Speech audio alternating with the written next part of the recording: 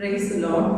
கர்த்தருக்குள் பிரியமானவர்களே, இந்த காலை வேளையிலும் தேவனை துதிக்க, ஆராதிக்க, மகிமைப்படுத்த உங்கள் யாவரையும் ஆண்டவராகிய இயேசு கிறிஸ்து நாமத்தில் வாழ்த்தி வரவேற்கிறேன். நம்ம எல்லாம் கண்களை மூடி தேவனை நோக்கி ஜெபிப்போம்.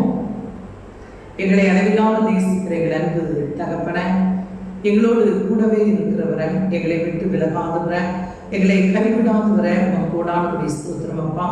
உண்மை துதிக்க, ஆராதிக்க எங்களை எல்லாம் குடிச்சேர்த்த கிருபைக்காய் நன்றி சொல்கிறோம். இப்போது கூட உங்க நாம மாத்திரம் மகிமைப்படும்படி ஜெபிக்கிறோம்.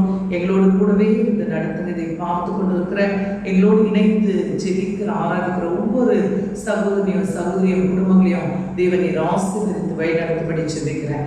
எல்லா பயங்கள் பாரங்கள் நீங்கட்டும், அற்புதங்களும் அதிசயங்களும் நடக்கட்டும். இயேசுவின் நாமத்தில் ஜெபிக்கிறோம் ஜீவனுள்ள நல்ல பிதாவே, ஆமென், ஆமென். அல்லேலூயா, அல்லேலூயா. இப்போது தேவனாகிய கிறிஸ்துவை துதித்து ஆராதித்து மகிமைப்படுத்த வந்திருக்கிறோம். என்னை வல்லடிக்கு நீக்கி உன் கரங்களால் தூக்கி உன்னதத்தில் வைத்ததை மறப்பேன். என்னை வல்லடிக்கு நீக்கி உன் கரங்களால் தூக்கி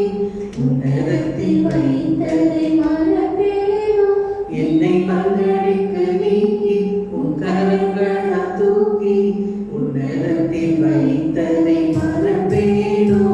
நீ சொன்னதினால் நான் பிழைத்துக் கொண்டேன், நீ கண்டதினால் நான் ஜீவன் பெற்றேன். நீ சொன்னதினால் நான் பிழைத்துக் கொண்டேன், நீ கண்டதினால் நான் ஜீவன் பெற்றேன். எந்த நாகரமே, எந்த நடைத்தரமே, எந்த மறைவீடமே உம்மை ஆராதிப்பேன்.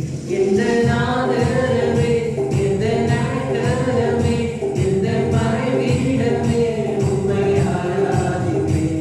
என்னை வல்லடித்து நீக்கி கரங்களால் தூக்கி உன்னதத்தில் வைத்ததை மறப்பேனோ. என்னை வல்லடித்து நீக்கி கரங்களால் தூக்கி உன்னதத்தில் வைத்ததை மறப்பேனோ. நீ சொன்னதினால் நான் பிழைத்துக் கொண்டேன், நீ கண்டதினால் நான் ஜீவன் பெற்றேன். நீ சொன்னதினால் நான் பிழைத்துக் கொண்டேன், நீ கண்டதினால் நான் ஜீவன் பெற்றேன். எந்த நாகரமே, எந்த நடைத்தரமே, எந்த மறைவீடமே உம்மை ஆராதிப்பேன். எந்த நாகரமே, தேவனை மாத்திரம் நோக்கி பார்த்து, எஸ் லார்ட், மறைவீடமே உம்மை ஆராதிப்பேன். ஆழத்தில் இருந்து என்னை தூக்கி விட்டீர், உயர்வான ஸ்தலங்களில் நிறுத்தி வைத்தீர். நல்ல கரங்களை தட்டி தேவனை உயர்த்தி என்னை தூக்கி விட்டீர், உயர்வான ஸ்தலங்களில் நிறுத்தி வைத்தீர். எதிரான யோசனை அதமாக்கினீர், முந்தரின் யோசனை நிறைவேற்றினீர். எதிரான யோசனை அதமாக்கினீர், முந்தரின் யோசனை நிறைவேற்றினீர். எந்த நாகரமே, எந்த நடைக்கலமே, எந்த மறைவீடமே உம்மை ஆராதிப்பேன். எந்த நாகரமே, எந்த நடைக்கலமே, எந்த மறைவீடமே உம்மை ஆராதிப்பேன்.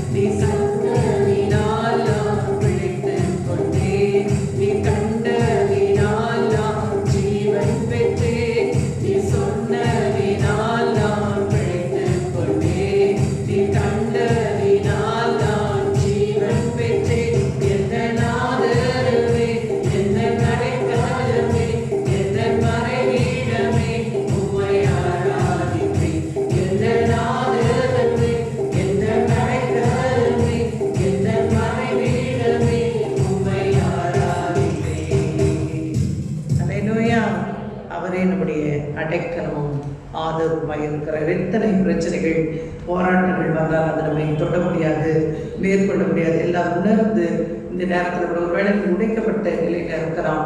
தேவாதி தேவனாகிய கிறிஸ்து நம்மோடு இருக்கிறார் என்கிற விசுவாசத்தோடு உணர்ந்து பாடி கர்த்தருடைய நாமத்தை மகிமைப்படுத்துவோம். தேவன் நம் நடுவில் பெரியவராய் இருக்கிறார். அலங்கார வாசனாலே எல்லாரும் உணர்ந்து தேவநாமத்தை மகிமைப்படுத்துவோம்.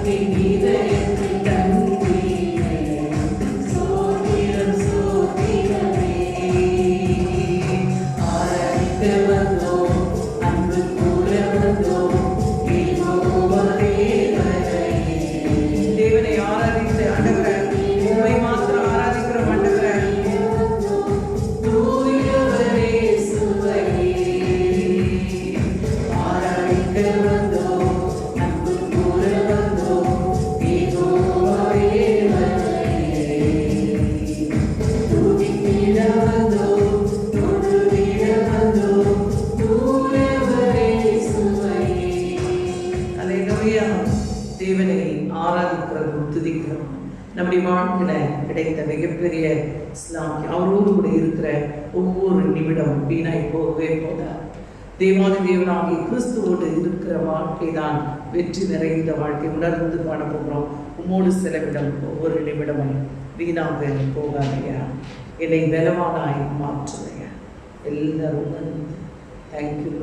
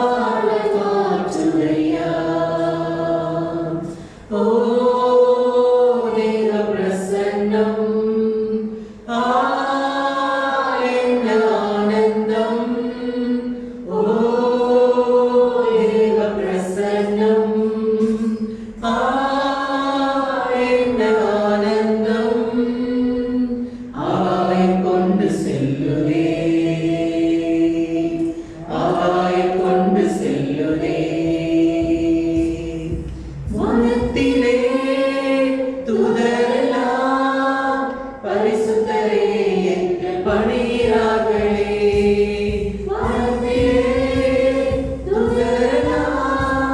பரிசுத்தரே பணிகிறார்களே. பூமியிலே மண்ணான நான் உன்னாமம் வாழ்க என்று தொழுகிறேனையா.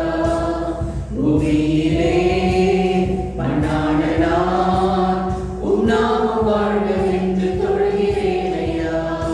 ஓ தேவ பிரசன்னம், என்ன ஆனந்தம். ஓ தேவ பிரசன்னம், என்ன ஆனந்தம்.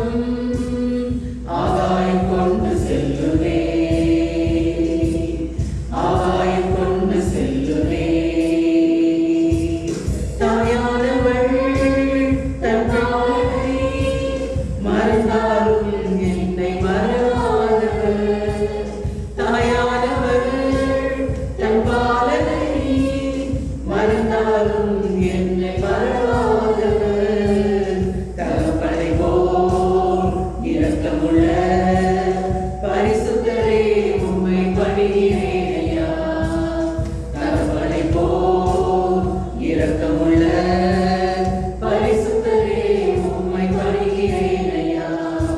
ஓ தேவ பிரசன்னம், எல்லாரும் தேவ பிரசன்னத்தை உணர்ந்து என்ன ஆனந்தம். ஓ தேவ பிரசன்னம், என்ன ஆனந்தம். ஆகாயம் கொண்டு செல்லுதே, ஆகாயம் கொண்டு செல்லுதே.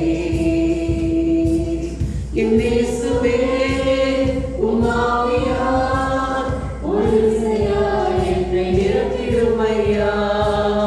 என் இயேசுவே உம்மாவியார் ஒரு விசையாய் என்னை நிரப்பிடும் ஐயா.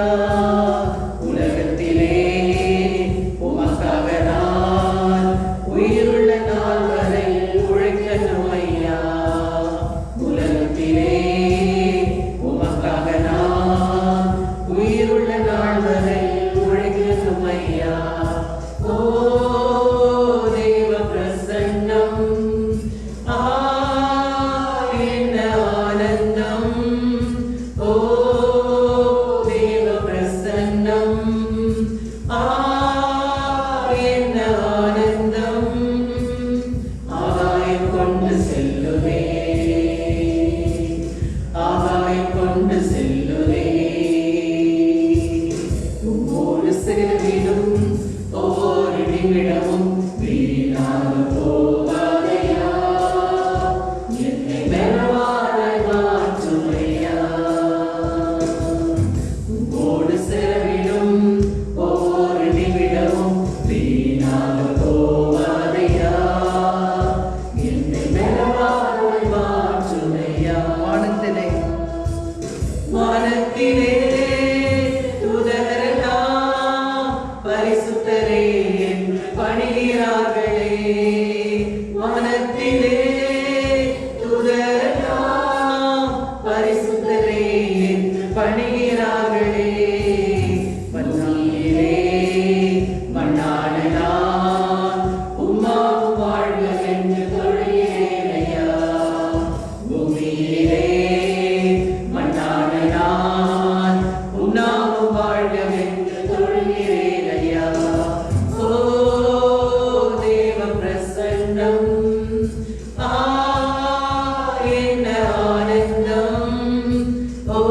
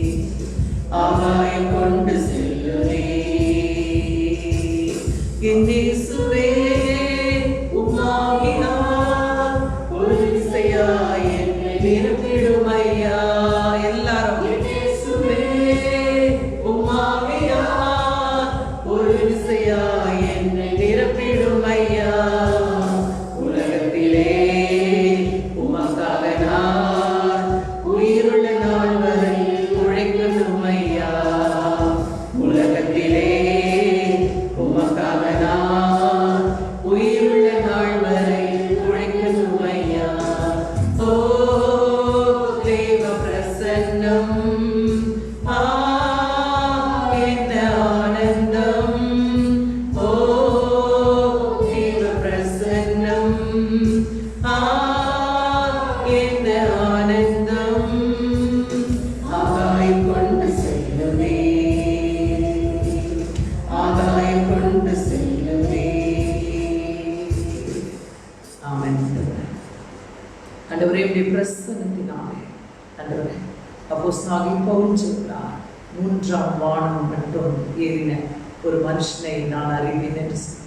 ஆண்டவரே என்னுடைய வாழ்க்கை இந்த பூமிக்குரிய காரியங்களே யோசி, பூமிக்குரிய காரியங்களே சிந்தித்து ஆண்டவரை மிக சாதாரண நபராய் அழுது கொண்டிருந்தாங்க. ஆண்டவர் வானத்துல தூதர்கள் எல்லாம், பரலோகத்துல தூதர்கள் எல்லாம் சேனைகளின் கர்த்தர் பரிசுத்தர் பரிசுத்தர் என்று சொல்லி ஆண்டவரை ஓயாமல் துதித்துக் கொண்டிருக்காங்க. வேதம் சொல்லுகிறது, இந்த ஒரு நாளில் ஆகிலும் உம்மை துதிக்க எனக்கு உதவி செய்யன்னு கேட்போமா? ஆண்டவரே உம்மை துதிக்கிற நபராய் என்னை மாற்றுங்கப்பா, உம்மை ஆராதிக்கிற நபராய் என்னை மாற்றுங்க ஆண்டவரே.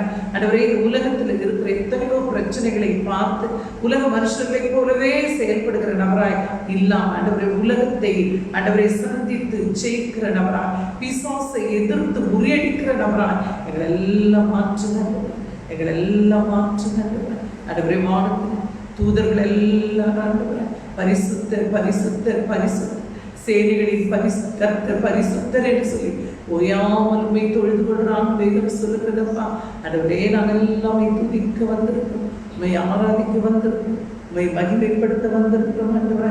இருதயத்தின் அடியாழத்தில் மீண்டும் ஒரு வானத்தில் தூதர்கள் எல்லாம் சேனைகளின் பரிசுத்தர், சேனைகளின் கர்த்தர் பரிசுத்தர் பரிசுத்தர் பரிசுத்தர் என்று சொல்லி துதிக்கிற இந்த வழியில நாங்களும் துதிக்கிறோம்ப்பா, நாங்களும் போய் உயர்த்துகிறோம்ப்பா.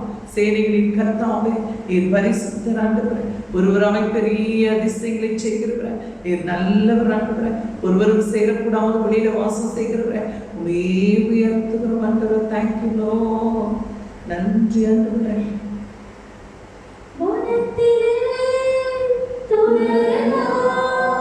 பரிசுத்தரே என்று பணிகிறார்களே, மனத்திலே துதரெல்லாம் பரிசுத்தரே என்று பணிகிறார்களே, பூமியிலே மண்ணான நான் உம் நாமம் வாழ்க என்று தொழுகிறேனையா, பூமியிலே மண்ணான நான் உம் நாமம் வாழ்க என்று தொழுகிறேனையா. ஓ தேவ பிரசன்னம், என்ன ஆனந்தம், ஓ தேவ பிரசன்னம், என்ன ஆனந்தம், ஆகாயம் கொண்டு செல்லுமே,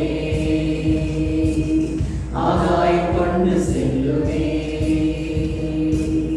உம்மோடு சேரவிடும் ஒவ்வொரு நிமிடமும் வீணாக போகாதையா, பெருமான மாற்றுமையா, உம்மோடு சேரவிடும் ஒவ்வொரு நிமிடமும் வீணாக போகாதையா, என்னை பெருமான மாற்றுமையா. உங்களுடைய சமத்தில் இருக்கிற ஒவ்வொரு நிமிடமும் வீணாக போகவே போகலாம். இந்த உலகத்துல நாங்கள் செலவிடுகிற நேரங்கள் எல்லாம் வீண் என்பதை நாங்கள் அறிகிறோம் சாமி. ஆண்டவரோடு நேரத்தை செலவிடப்படி இந்த நேரத்தை எங்களுக்கு கொடுத்ததற்காக நன்றி. உம்மை துதிக்க ஆராதிக்க மகிமைப்படுத்த எங்களை எல்லாம் தெரிந்து கொண்டதற்காக நன்றி. ஆண்டவரே, இதை பார்த்து கொண்டிருக்கிற ஜனங்களில யாரும் வியாதியோடு இருந்தால் அப்படியே காயப்பட்ட கரத்தை தொட்டு சுகமாக்குங்கப்பா. ஆண்டவர் வலியோடு வேதனையோடு இருந்தால் அந்த சூழ்நிலைகள் மாறட்டும். தேவையோடு குறைச்சலோடு இருந்தால் என் தெய்வகரம் அவர்களை ஆசீர்வதிக்கும்படி சொல்லிக்கிறேன். கண்ணீரோடு துக்கத்தோடு இருந்தால் அவங்க கண்ணீரை தொடங்க ஆண்டவரே, துக்கத்தை சந்தோஷமாய் மாற்றும். எங்களோடு கூட நீங்க பேசுகிறா ஆண்டவரே, உடைய வார்த்தையின் மன்னாவை எங்களுக்கு தந்து நீர் எங்களை வழிநடத்தும்படி சொல்லிக்கிறேன். இயேசுவின் நாமத்தில் ஜெபிக்கிறோம் ஜீவனுள்ள நல்ல பிதாவே, ஆமென் ஆமென். அல்லேலூயா அல்லேலூயா. வேளையில கூட தேவ வார்த்தைகளை நம்ம தியானிக்கலாம், வாசிக்க கேட்போம். சங்கீதம் 34:1-2 வசனங்கள் வாசிப்போம். சங்கீதம் 34:1-2 வசனங்கள். கர்த்தரை நான் எக்காலத்திலும் ஸ்தோத்தரிப்பேன். அவர் துதி எப்பொழுதும் என் வாயில் இருக்கும். கர்த்தருக்குள் என் ஆத்துமா மேன்மை பாராட்டும். சிறுமைப்பட்டவர்கள் அதை கேட்டு மகிழ்வார்கள். என்னோட கூட கர்த்தரை மகிமைப்படுத்துங்கள். நாம் ஒருமித்து அவர் நாமத்தை உயர்த்துவோமாக.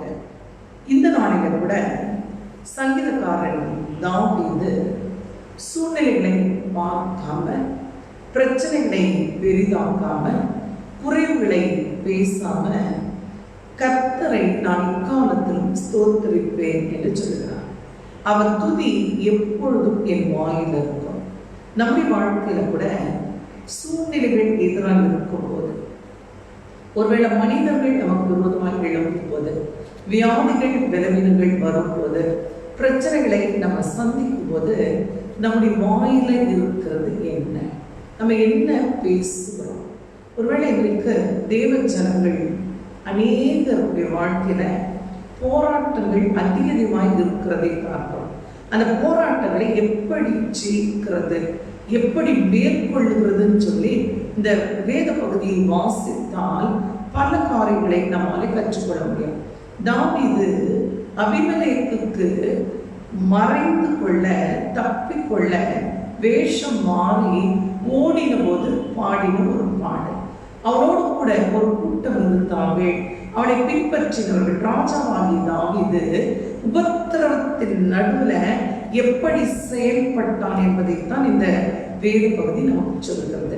ஒருவேளை நம்ம தேவ பிள்ளைகள் தான், தேவனாலே தெரிந்து கொள்ளப்பட்டவர்கள் தான், உபத்திரவங்கள் வரும்போது என்ன பேசுகிறோம் என்பதைத்தான் நம்ம பார்க்க போகிறோம்.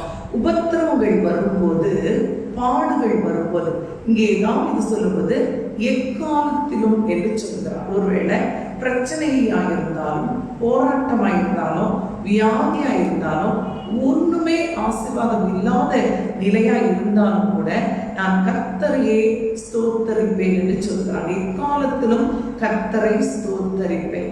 இந்த வார்த்தை நம்ம வாசிக்கும் போது யாரோட பேசுகிறது போல இருக்கிறது. இந்த சங்கீதத்தை பார்க்கும்போது தாவீது மற்றவர்களோடு பேசுகிற ஒரு வார்த்தையாக தெரிகிறது. நீங்க அநேகர் அங்கே தாவீது ஓடின போது, அபிமெலேக்குக்கு தப்பிக்கொள்ள தாவீது போன போது அவங்களோடு கூட நிறைய பேர் கூடவே போனாங்க. தாவீதை பார்த்து அநேகர் கேட்டிருக்க கூட, ஏன் இவைகள் எல்லாம் நடக்கிறது? நீங்க தேவனை தானே ஆராதிக்கிறீங்க, அவன் ராஜா, தேவனை தானே தொழுது கொள்றீங்க, தேவன் கூட தானே இருக்கிறார். இந்த அபிமெலேக்கு எவ்வளவு பெரிய ஆளு, அவனை எதிர்த்து யுத்தம் பண்ண உமால முடியுமே, அவனை அழித்து போட உமால முடியுமே, ஏன் இவைகள் எல்லாம் என்று சொல்லி பலவிதமான காரியங்களை தாவீதோடு அவர்கள் பேசினதாய் கூட நமக்கு வேதம் சொல்கிறது. அப்படி பேசின போது தேவ மனுஷனாய், தேவ பிள்ளையாய் தாவீது சொன்ன பதில் தான் இது. ஒருவேளை இந்த சூழ்நிலையில என்ன செய்வீங்க அப்படின்னு நிறைய பேர் நம்மளை கேட்கலாம். இப்படிப்பட்ட சூழ்நிலை அங்கே இருக்கிறது. ஒருவேளை வியாதிகள் வரும்போது, ஐயோ இந்த சூழ்நிலையில உங்க தேவன் எங்க அப்படின்னு கூட நிறைய பேர் கேட்கலாம். ஒருவேளை நமக்கு எல்லாமே குறைவுபட்ட நிலையில நிறைய பேர் இன்னைக்கு தனிமையில் இருக்கிறத பார்க்கிறோம்.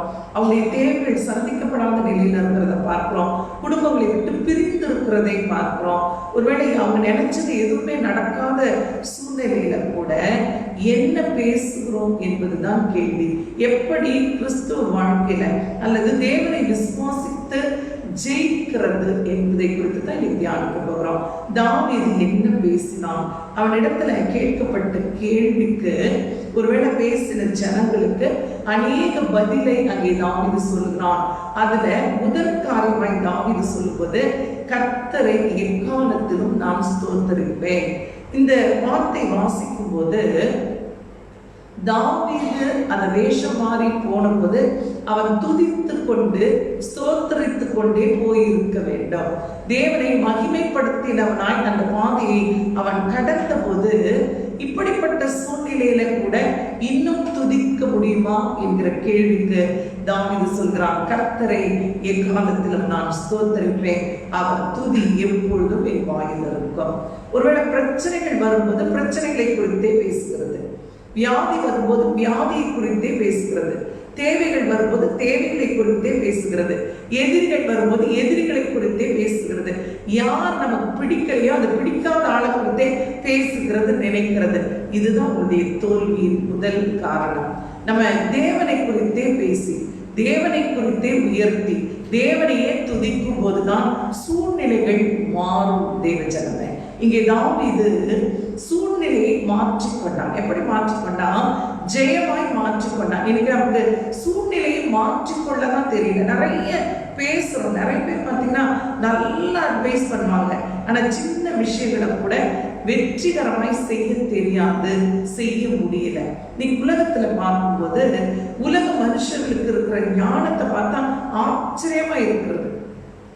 சில வேளைகளில் உலக பிரகாரமான செய்திகளை படிக்கும் போது இவங்களுக்கு என்ன இவைகளெல்லாம் எப்படி யோசிக்கிறாங்கன்னு கூட நம்ம கேட்க முடியும். ஆனா அவர்களால முடியாதது தேவ ஜனங்களாகிய நம்மால முடியும். ஏன்னா தேவன் கூட இருக்கிறார். அல்லேலூயா. அவர்களால முடியாது நிறைய விஷயங்களை அவங்க செய்து அவர்களை குறித்தே பேசுகிறது. இவர்கள் இப்படி இருக்கிறாங்க, அவர்கள் அப்படி இருக்கிறாங்க. நீங்க நிறைய பேரு எக்ஸாம்பிளா எடுத்துக்கொள்ளுகிறது கூட உலக பிரகாரமான ஆட்களுடைய சாதனைகளை பேசுகிறாங்க, உலக பிரகாரமான ஆட்களுடைய ஞானத்தை பேசுறாங்க, உலக பிரகாரமான ஆட்களுடைய வாழ்க்கையை பேசுறாங்க. எந்த ஒரு நபர் தேவனை உயர்த்தி பேசுகிறானோ அவன் தான் ஜெயிப்பான், அவன் தான் ஜெயிப்பான். ஒருவேளை நீங்க தோற்றுக்கொண்டே இருக்கிறீங்களா? தாவீது வாழ்க்கையில கூட எதிர்ப்புகள் இருந்தது, போராட்டங்கள் இருந்தது, பிரச்சனைகள் இருந்தது. அவனோடு கூட அவனுக்கு சப்போர்ட் பண்ற ஆட்கள், அவனோடு கூடவே வந்தவங்க. நீங்க ஒருவேளை வனாந்திரத்துக்கு போனா நாங்களும் ஓடு கூட தான் வருவோன்னு ஒரு கூட்ட ஜனம் அவனோடு கூட வந்தார்கள். அவர்களெல்லாம் தாவீதை பார்த்து அழுதார்கள், தாவீதத்துல பேசினாங்க, இது தேவ மனுஷன் தானே, இப்படி உபத்திரவம் உனக்கு இருக்கிறதேன்னு பேசும்போது தாவீது சொல்லுகிறான், இந்த சூழ்நிலையில கூட நான் கர்த்தரைத்தான் ஸ்தோத்திரிப்பேன், கர்த்தரைத்தான் உயர்த்துவேன், கர்த்தருடைய நாமத்தை தான் மகிமைப்படுத்துவேன் என்று சொல்லுகிறான். அது மாத்திரமல்ல, இதே இந்த பகுதியை நம்ம வாசிக்கும் போது தாவீது ரெண்டு காரியத்தை செய்கிறதை பார்க்கிறோம். கர்த்தருக்குள் என் ஆத்துமா மேன்மை பாராட்டும். ராஜாவா இருந்தவன் ராஜ பதவியை இழந்து ராஜாவா இருக்க முடியாத ஒரு சூழ்நிலையில ஓடிக்கொண்டிருக்கிறான். ஆனா ஆத்துமா எப்படி வைத்திருக்கிறான் பாருங்க. இன்னைக்கு நிறைய பேர் வெளியே சிரிப்பாங்க, உள்ள மனம் உடைந்து போயிருக்கான். வெளியே சந்தோஷமா இருக்கிறது போல இருப்பாங்க, ஆத்துமாவை அப்படியே ஒட்டச்சுவாங்க, அப்படியே ஒட்டஞ்சு போயிருப்பாங்க. காரணம் என்ன? தேவனை சார்ந்து வாழாததுதான். அங்கே தாவீது சொல்கிறான், என் ஆத்துமா, என் ஆத்துமா. ஆத்துமாதான் எல்லாவற்றுக்குமே காரணம். ஒரு மனுஷனுடைய வாழ்க்கையில அவனை நடத்துகிறது அவனுடைய ஆத்துமா தான். அவனுடைய அந்த சிந்தை, அவனுடைய ஆத்துமா என்ன அது சொல்லுதோ அதைத்தான் இந்த மனுஷன் செய்யறான். சாப்பிடுகிற விஷயத்துல கூட, உடுத்தி கொள்ளுகிற விஷயத்துல கூட, ஒருவேளை திருமண காரியங்களில கூட, உறவுகளில கூட, ஒருவேளை நண்பர்களில கூட நமக்கு யாரை பிடிக்கும்னு செலக்ட் பண்றது நம்முடைய ஆத்துமா தான். அந்த ஆத்துமா எப்படி இருக்கிறதா? இங்கே அபிமெலேக்கை குறித்து பேசவில்லை, அவனுடைய எதிரியை குறித்து பேசவில்லை, அவனுக்கு விரோதமாக இந்த ஆட்களை குறித்து பேசவில்லை. அவன் பேசுகிறது கர்த்தரை துதிக்கிறதை குறித்து பேசுகிறான். அவனுடைய ஆத்துமாவை தேவனை மேன்மைப்படுத்துகிற ஆத்துமாவை வைத்திருக்கிறான். நம்முடைய ஆத்துமாவை என்ன இப்படி வைத்திருக்கிறோம்? நிறைய பேர் பார்த்தீங்கன்னா நாமல ஒன்று பேசுவாங்க, இருதயத்துல வேற சிந்திப்பாங்க. ஒருவேளை முகஸ்துதி பண்ணுகிறாங்க, முன்னாடி பார்க்கும்போது அன்பா இருக்கிறது போல இருப்பாங்க, இருதயத்துல அவ்வளவு கசப்பையும் கோபத்தையும் வைத்திருப்பாங்க. ஆனா ஆத்துமாவை அறிகிற தேவன் நம்முடைய தேவன். இங்கே தாவீது சொல்லும்போது சொல்கிறான், என்னுடைய ஆத்துமா கர்த்தருக்குள்ளே மேன்மை பாராட்டும், சிறுமைப்பட்டவர்கள் அதை கேட்டு மகிழ்வார்கள். ஒருவேளை ராஜாவே அழுதா, இன்னைக்கு நிறைய குடும்ப தலைவர்கள் அழுகிறதை பார்க்கிறோம், குடும்ப தலைவிகள் அழுகிறதை பார்க்கிறோம். ஒருவேளை ஒரு தொழிற்கூடத்துல அந்த தொழிலை செய்கிற ஒரு தலைவன் அவனே அழுதா, ஐயோ என்னுடைய பிசினஸ் இப்படி இருக்கு. எந்த ஒரு நபர் ஆளுகை செய்யணுமோ ஆளுகை செய்கிறானோ அவன் அழக்கூடாது. அவன் பொசிஷனை விட்டு இறங்கிட்டா எல்லாமே முடிஞ்சிடும். ஒருவேளை இன்றைக்கு ஒரு குடும்பத்தை வளர்க்கிற அல்லது குடும்பத்தை பாதுகாக்க வேண்டிய நிலையில் இருக்கிற பெற்றோர் எப்படி இருக்கிறோம், நம்ம என்ன பேசுறோம், பிள்ளைகளுக்கு கூட சில காரியங்களை பேசுகிறோம், கற்றுக் கொடுக்கிறோம். உலகத்திலிருந்து எடுத்துதானே கற்றுக் கொடுக்கிறோம், உலகத்திலிருந்து தானே சொல்லிக் கொடுக்கிறோம். ஏன் தேவனிடத்திலிருந்து சொல்லிக் கொடுக்க மறந்து போயிட்டோம்? ஏன் சொன்னா நம்முடைய ஆத்துமா உலகத்தை குறித்து மேன்மை பாராட்டுகிறது, நம்முடைய வாய் உலகத்தை குறித்தே பேசுகிறது. அதுதான் நம்முடைய தோல்வி. நம்ம ஏதோ உயரத்துல இருக்கிறது போல நினைத்து கொள்கிறோம். இல்ல தேவஜனமே, இங்கே தாவீது சொல்கிறான், சிறுமைப்பட்டவர்கள் இருக்கிறாங்க, நமக்கு கீழான ஆட்கள் இருக்கிறாங்க, அவங்க எல்லாம் நம்மளை பார்த்து கொண்டே இருக்கிறாங்க. அவர்கள் நான் துதித்தாதான், ஆராதிக்கும் போதுதான் என்னுடைய உயர்வை பார்த்து அவர்கள் மகிழ்வார்கள் என்று சொல்கிறான். அப்படின்னா என்ன அர்த்தம்? இந்த சூழ்நிலை மாறிவிடும் என்று சொல்லி அர்த்தம். தாவீதுடைய வாழ்க்கையில அந்த சூழ்நிலை மாறிற்று. பேசி பேசி ஜெயித்தான் தாவீது. கர்த்தரை குறித்து பேசினான், உலக பிரகாரமாக பேசல. இன்றைக்கு கூட நம்முடைய வாயில தேவையில்லாத வார்த்தைகளை வைக்காதீங்க. உலக பிரகாரமான மனுஷர்களை குறித்து பேசாதீங்க, உலக பிரகாரமான காரியங்களை குறித்து பேசாதீங்க. இது எப்படி சாத்தியம்னு நீங்க கேட்கலாம். ஒருவேளை தாவீதான முடியும் சிஸ்டர், அவன் ஆராதிக்கிறவன், துதிக்கிறவன், சாதாரண மனுஷர்கள் அதெல்லாம் எப்படி முடியும்னு கேட்கலாம். ரெண்டு பேரை உங்களுக்கு காண்பிக்க வருகிறேன். முதலாவது 2 ராஜாக்கள் 5வது அதிகாரத்துல ஒரு சிறு பிள்ளை இருந்தாள். 2வது வசனம் இப்படி சொல்கிற 2 ராஜாக்கள் 5:2 நம்ம வாசிக்கும்போது வாசிக்க கேட்போம். சீரியாவிலிருந்து தண்டுகள் புறப்பட்டு இஸ்ரவேல் தேசத்திலிருந்து ஒரு சிறு பெண்ணை சிறைப்படுத்திக் கொண்டு வந்திருந்தாங்க. இஸ்ரவேல் தேசத்திலிருந்து சீரியாவுக்கு சிறையாய் கொண்டு போகப்பட்ட ஒரு சிறு பிள்ளை, ஜெயில போட்டாங்க அப்படி வச்சுக்கோமா, பிடிச்சிட்டு வந்துட்டாங்க. அம்மாவை விட்டுட்டு, அப்பாவை விட்டுட்டு, குடும்பத்தை விட்டுட்டு, உறவுகளை விட்டு, நண்பர்களை விட்டு, தேசத்தை விட்டு அவ வாழ்ந்த விளையாடின சிறு பிள்ளை அப்படின்னு அர்த்தம். விளையாடுகிற ஒரு பருவம், சின்ன பிள்ளை அது. அந்த சின்ன பிள்ளைய ஒரு நாமான் என்கிற படைத்தலைவன் கொண்டு வந்து தன்னுடைய வீட்டில வேலை செய்ய வைத்துக் கொண்டான். நம்ம எப்படி இருப்போம்? ஒருவேளை அந்த பிள்ளை எப்படி இருந்தா, எப்படி எக்காலத்திலும் தேவனை ஸ்தோத்திரிக்கிறது. நம்ம நினைச்சுக்கிறோம் நமக்கு தான் பிரச்சனை. நிறைய பேர் பேசும்போது எனக்கு ஆச்சரியமா இருக்கும். பல வருடங்கள் ஆயிருக்கும் ரட்சிக்கப்பட்டு, பல வருடம் பிறக்கும் போதே நல்ல பரிசுத்த உள்ள ஒரு சாட்சி உள்ள குடும்பத்துல பிறந்திருப்பாங்க. வளரும் போதே தேவனை தெரிந்துதான் வளர்ந்திருப்பாங்க. ஆனா விசுவாசத்துக்குரிய வார்த்தைகள் அவங்க வாயில வரவே வராது. என் தேவன் செய்வான், என்னை ஆசீர்வதிப்பார், நான் ஆசீர்வாதமா இருப்பேன்ற அந்த வார்த்தைகளும் வராது. அவங்களுக்கு சந்தோஷமான ஒரு முகமும் இருக்காது. காரணம் என்ன? இந்த பிள்ளை அழ வேண்டியவள், பயப்பட வேண்டியவள், கலங்க வேண்டியவள். சூழ்நிலை எதிராக இருக்கு. இப்போ சிறை பிடித்து கொண்டு வரப்பட்ட ஒரு அடிமையா வந்துச்சான். அவ என்ன செய்திருக்கிறா, அந்த வீட்டுல தன்னை சிறையாய் கொண்டு வந்த நாகமானுக்கு குஷ்டரோகம், ஒரு வியாதி, ஒரு பிரச்சனை நிறைந்த ஒரு நபர் ஒரு பிள்ளையை கொண்டு வந்து தன் வீட்டில வைத்துக் கொண்டான். இப்போ அந்த பிள்ளை பேசுறாள். வாசிக்க அடுத்த வசனம். அவள் நாகமானுடைய மனைவியை பார்த்து, என் ஆண்டவன் சமாரியாவில் இருக்கிற தீர்க்கதரிசியினிடத்தில் போவாரானால் நலமாயிருக்கும், அவர் இவருடைய குஷ்டரோகத்தை நீக்கி விடுவார் என்று சொல்லுகிறார். எவ்வளவு ஒரு பிரேயர்ஃபுல், எவ்வளவு தைரியம் வேணும்.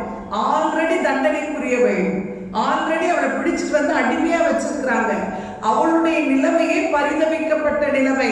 தேவனை குறித்தும் தீர்க்கதரிசியை குறித்தும் பேசுகிறாள். வாய் எதை பேசுது, எப்படி ஜெயிக்கிறது? சூழ்நிலை பார்த்தே உட்கார்ந்து அழுகிறது, பிரச்சனைகளை பார்த்தே பேசுகிறது, பிரச்சனைக்குரிய காரணங்களை தேடுகிறது. பிரச்சனையிலிருந்து வெளியே வரணும்னா முதல்ல பிரச்சனையை பேசுகிறதை விடணும். பிரச்சனையிலிருந்து வெளியே வரணும்னா தேவனை குறித்து மாத்திரம் பேசணும். தனக்கு என்ன பிரச்சனைன்னு அவர் பார்க்கல. ஒருவேளை இப்படி ஒரு கேள்வி நாகமானின் மனைவி நீ ஆராதிக்கிற தேவன் உன்னை அடிமையாகத்தானே அனுப்பினார் என்ற கேள்வியை அவள் கேட்டிருந்தால், ஒருவேளை கேட்பாள் என்கிற பயம் இந்த பிள்ளைக்கு இருந்திருந்தா தைரியமாய் தேவனை குறித்து அவளால பேசி இருக்க முடியாது. உபத்திரம் நிறைந்த நிலையில நீங்க இன்னைக்கு இருக்கலாம், பாடுகள் நிறைந்த நிலையில இன்றைக்கு நீங்க இருக்கலாம், ஒருவேளை உங்க நிலைமையே கீழானதா இருக்கலாம்.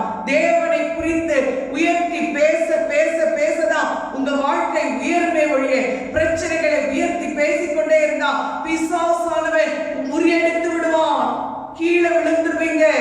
தேவஜனமே, அந்த பிள்ளை தைரியமாக தன்னுடைய சூழ்நிலையை பார்க்காம, பிரச்சனையை பார்க்காம, குறைவை பார்க்காம தேவனை குறித்து பேசுகிறாள், தீர்க்கதரிசியை குறித்து பேசுகிறாள். நடந்தது என்ன? அந்த நாத்மான் ராஜாவினிடத்துல போய், இஸ்ரவேலிலே இருக்கிற ராஜாவினிடத்துல போய், இப்படி உம்மிடத்துல வந்தா, உடைய தேசத்துக்கு வந்தா சுகம் கிடைக்கும்னு ஒரு சிறு பிள்ளை சொன்னான்னு கொண்டு வந்த நிருபத்தை, ராஜா கொடுத்த நிருபத்தை கொடுக்கும் போது அந்த ராஜா அதே ஊர்ல தான் இருக்காரு. நிறைய பேர் சர்ச்ல தான் இருப்பாங்க, நிறைய பேர் தேவனுக்குள்ளதான் இருப்பாங்க, நிறைய பேர் தேவன் இருக்கிற இடத்துல தான் இருப்பாங்க. ஆனா தேவனை அறியாமலே இருப்பாங்க. அந்த வசனம் சொல்லுகிறது, நாமான் தன்னுடைய ராஜாவினிடத்திலிருந்து ஒரு கடிதத்தை வாங்கி கொண்டு வந்து இஸ்ரவேல் ராஜாவினிடத்துல கொடுத்தது. இஸ்ரவேலின் ராஜாவால தெரிஞ்ச முடியல, நம்முடைய தேசத்துல தேவன் இருக்கிறார், அவர் அற்புதங்களை செய்வார்னு சொல்லி.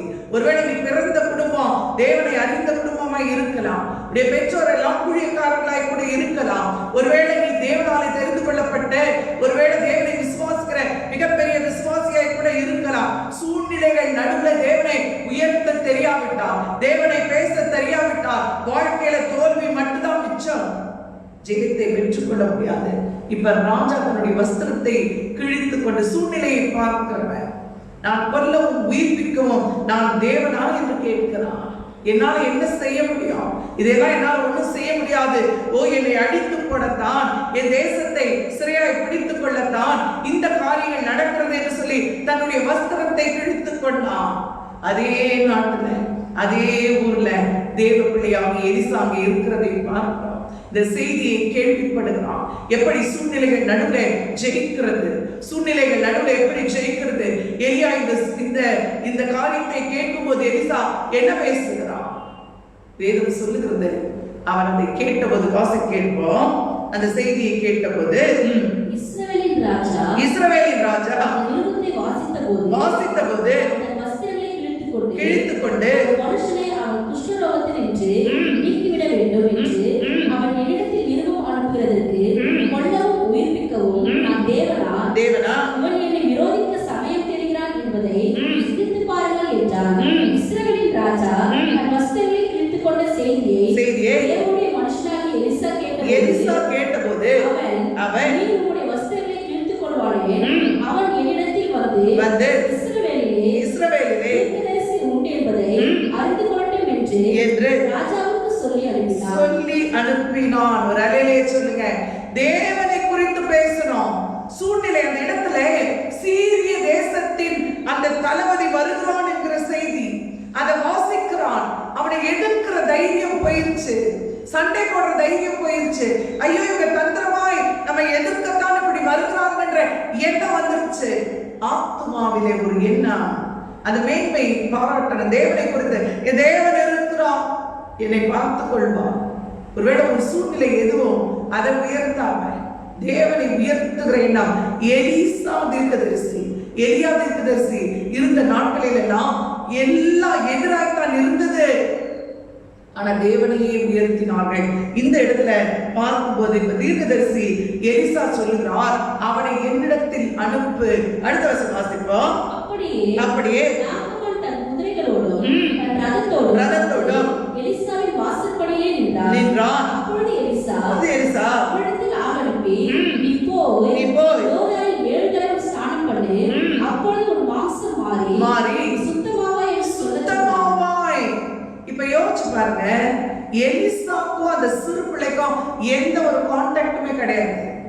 அவள் ஒருவேளை எலிசாவை பார்த்தாளான்னு தெரியல, ஆனால் தேவன் செய்தவைகளை அறிந்திருந்தாள். ஒருவேளை தேவன் செய்தவைகளை அறிந்திருக்கிறீங்களா? குடும்பங்களில் எத்தனை அற்புதங்கள் நடந்திருக்கு.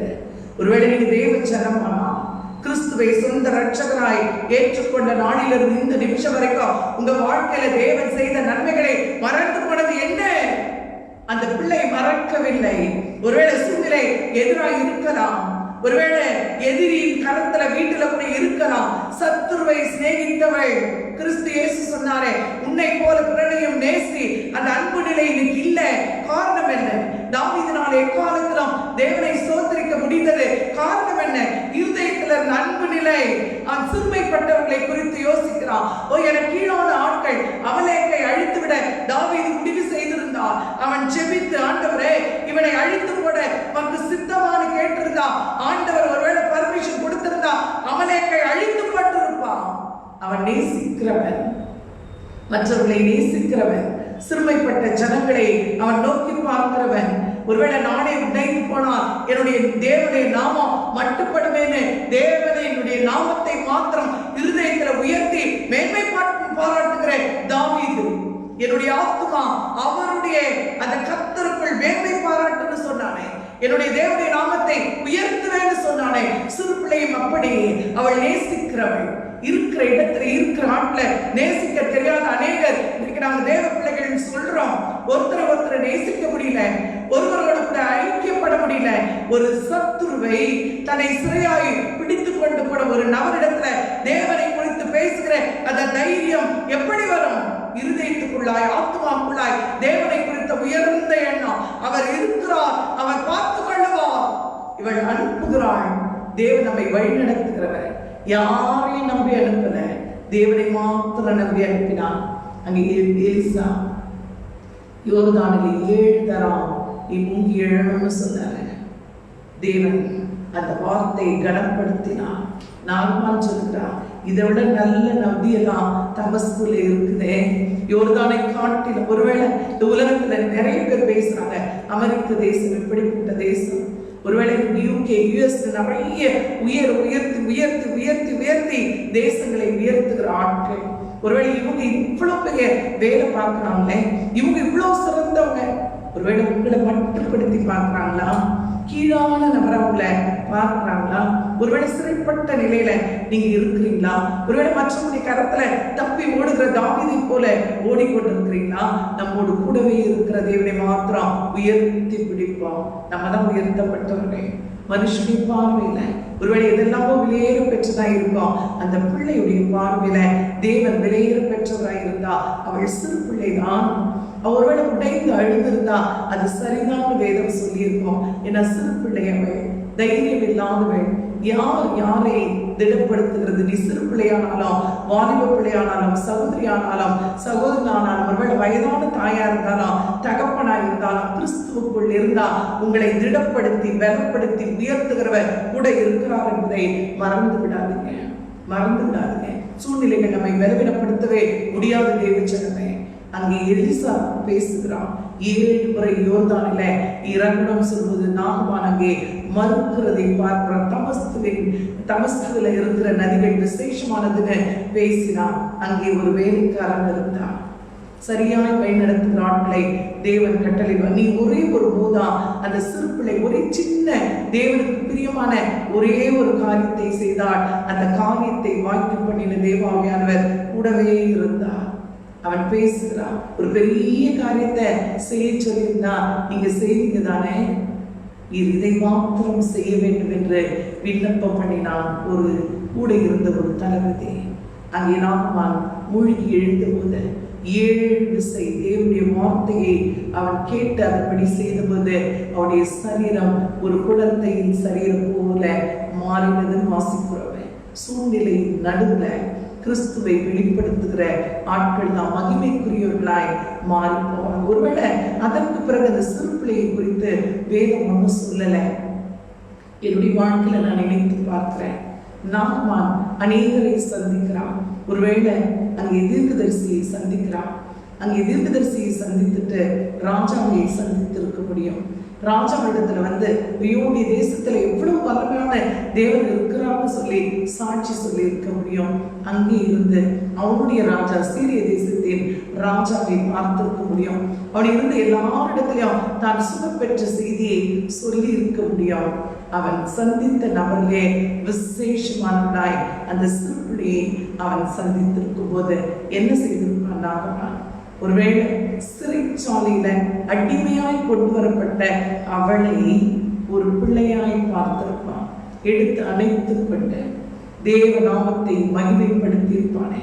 ஒரு துரோகிதான், எதிரிதான், தன்னை சிறையாய் கொண்டு வந்தவன் தான் தேவனை அறிந்து கொள்ளும்படி வழிநடத்தின அந்த சிறு பிள்ளை இருந்த நிலையை இன்னைக்கு உட்கார்ந்து தியானிங்க.